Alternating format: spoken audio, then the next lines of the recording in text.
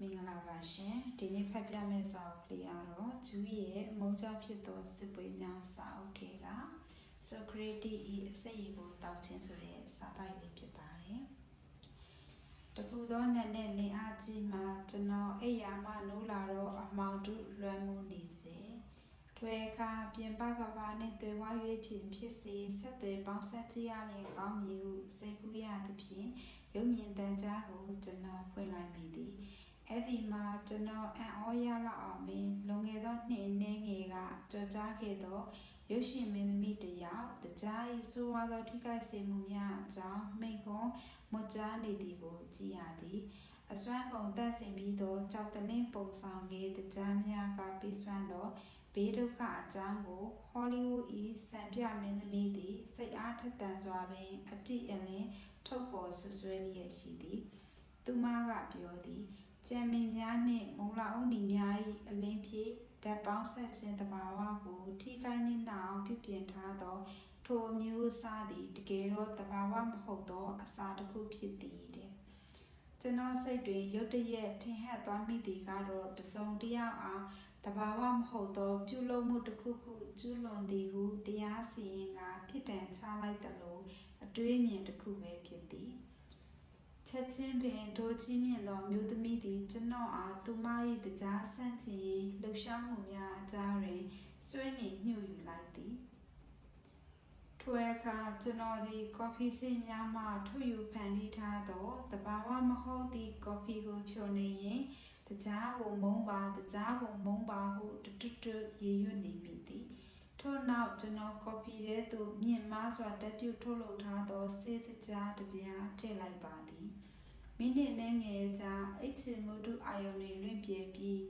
မရေမရာသောကြိုးကြောင်းဆင်ခြင်မှုကစိတ်လှုပ်ရှားစွာစိတ်ချယုံကြည်ခြင်းနေရာသို့အစားထိုးဝင်ရောက်လာသောအခါမှာတော့ကျွန်တော်တွေးမိသွားသည်ကျွန်တော်လုပ်ဖို့ကိုင်ပဲမိတ်ဆွေများနှင့်များစွာကြာအောင်စမ်းသပ်လေ့လာနေပါလျက်လိုက်လို့မမီအောင်နားလျက်ခက်ခဲနေသောဖြစ်သောဇီဝဓာတုနှင့်အာဟာရဆိုင်ရာအချင်းအရာများအကြောင်းကိုရုပ်ရှင်ဇာတ်လမ်းမင်းသမီးကကိုယုံကြည်စိတ်ချစွာအသေးချာထုတ်ပေါ်ပြောရလောက်အောင်သူမဘေကနေဘလို့သိလာခဲ့ပါသလဲဖြစ်နိုင်သည်မှာကျွန်တော်တို့လိုညစ်ထက်ဝိယုံဖြူဝေးဓာတ်ခွဲခန်းသူတည်တည်များတီရှူအပိုင်းစားတွေဖြတ်တောက်ထုတ်ယူ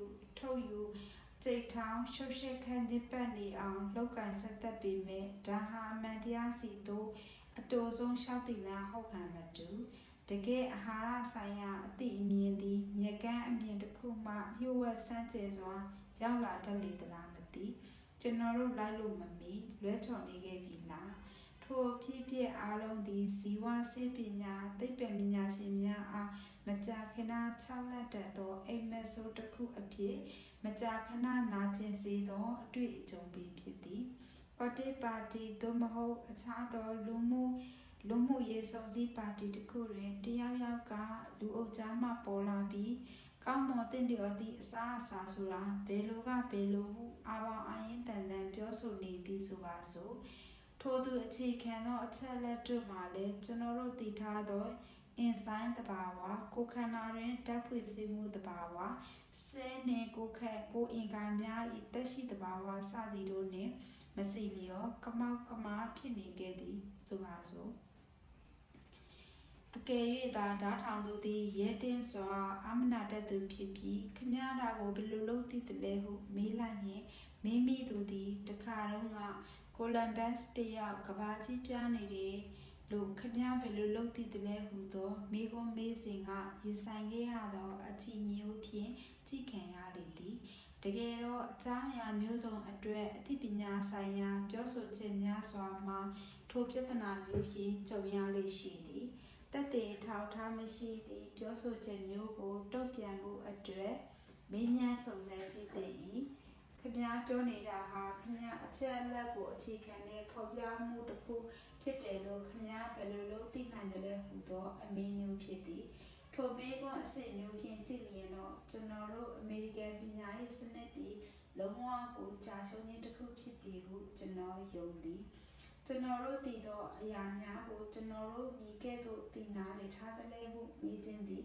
အသိပညာ၏အရင်ခံတဘာဝ ကံသာချက်တို့အပေါ်တသနိကဆန်ဆန်လေ့လာခြင်းဖြစ်သည်၎င်းအသိပညာ theory ကိုကောလိပ်အဆင့်မြင့်နှင့်ဘွဲ့လွန်အဆင့်တသနိကသင်ခန်းစာမှာတော့သင်ကြားရသည်ထို့ကြောင့်ကောလိပ်ကျောင်းသားလူနည်းစုကွက်ကွက်ကလေးအတွက်သာဖြစ်သည်အထက်တန်းအောင်မြင်ပြည်သူတိုင်းဤအသိပညာအခြေခံကိုသိထားလျင်မကောင်းဘူးလား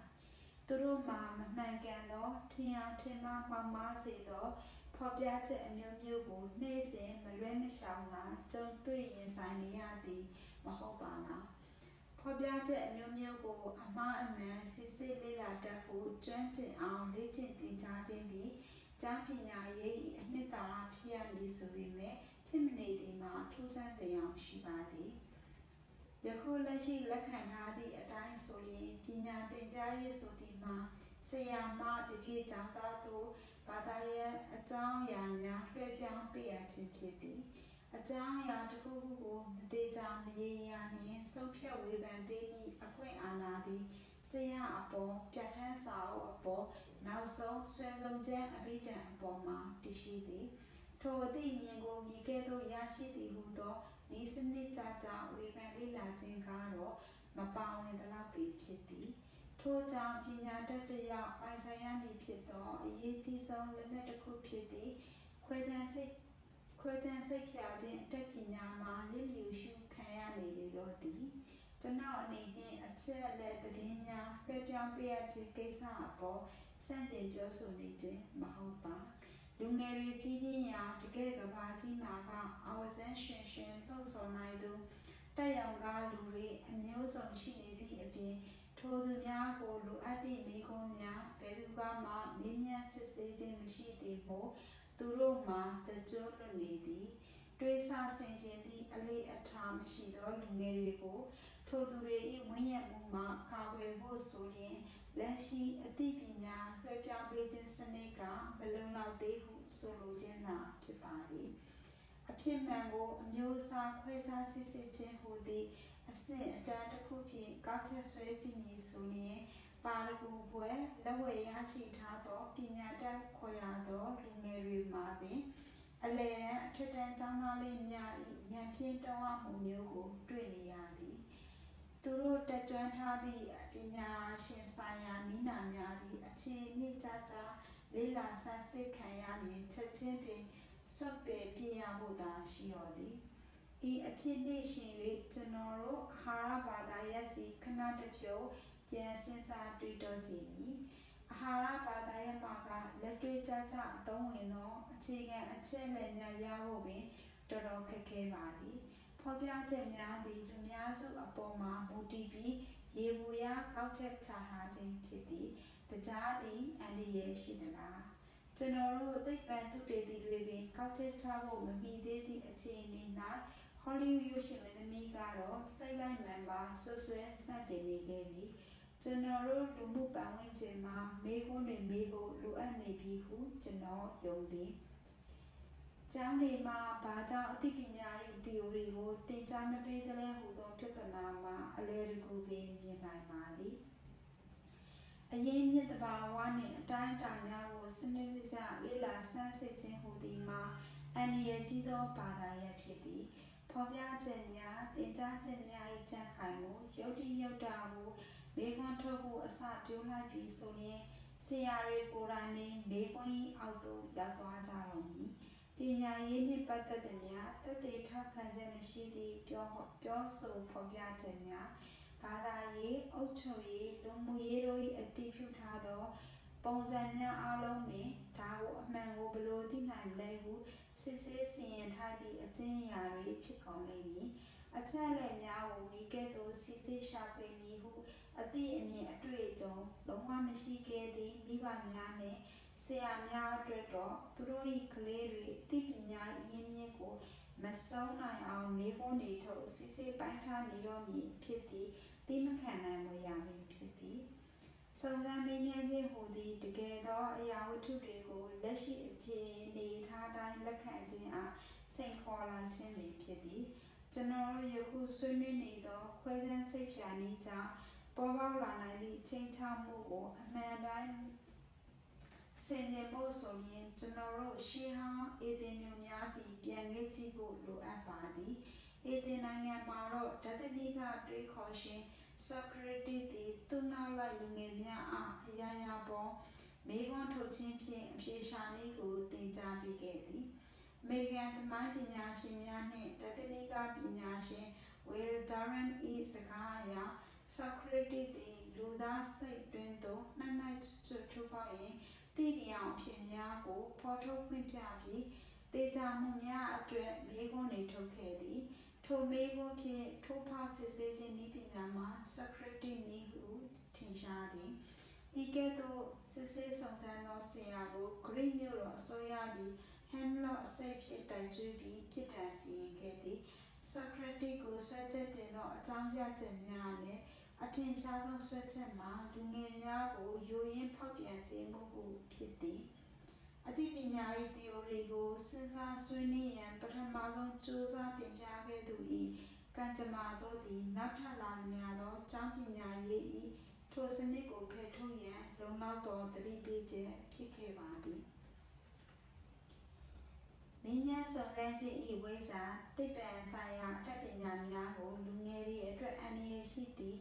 ဟုတားမြစ်ထားဆဲဖြစ်သည်ကျွန်တော်ကတော့လူငယ်တွေကိုသင်ကြားပေးလို့ကြုံတွေ့လာမည့်အန္တရာယ်ထက်မသင်ကြားခဲ့ရင်ကြုံတွေ့ရမည့်အန္တရာယ်ကပိုများမည်ဟုယုံသည်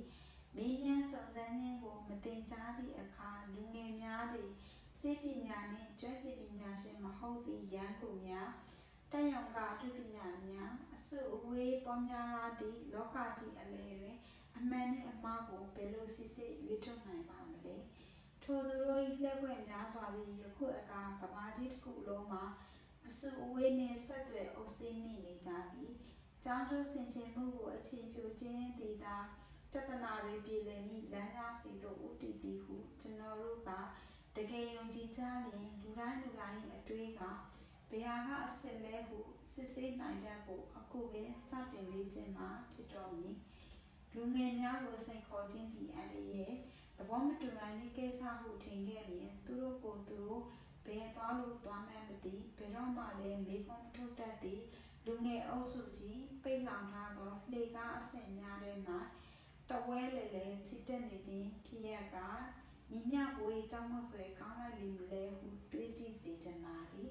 အဖြေကတော့ရှင်းပါသည်ပညာရေးကိုအခြေခံများအဆင့်အထိပြန်သွားမည်ဆိုရင်ဖတ်ခြင်းရေးခြင်းတွက်ခြင်းဟုသောသုံးသပ်ချက်အပြင်သရုပ်ထားအချက်အမှန်တရားကိုပါထည့်ပြီးသင်ပေးသင့်ပါသည်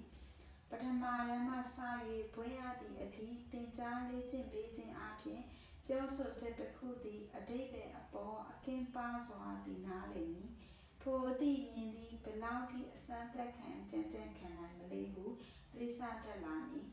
ဤနည်းသည်အခြေခံကြသောအရင်းမြစ်ပဲဖြစ်သည်ဟမ်လော့စိတ်ရည်ကိုတောက်ခြင်းသည်နာချီစင်းရဲမှာတေချာပါသည်သို့သောနေ့စဉ်နှင့်အမျှကျွန်တော်တို့ရုပ်မြင်သံကြားမှစီးဝင်လာနေသောအဓိပ္ပာယ်မဲ့အရာတွေကိုညှို့ချနေရသလောက်တော့နာကျင်ရမည်မှာမဟုတ်ပါအားထားပေးတဲ့အတွက်အားလုံးကိုကျေးဇူးတင်ပါတယ်ရှင်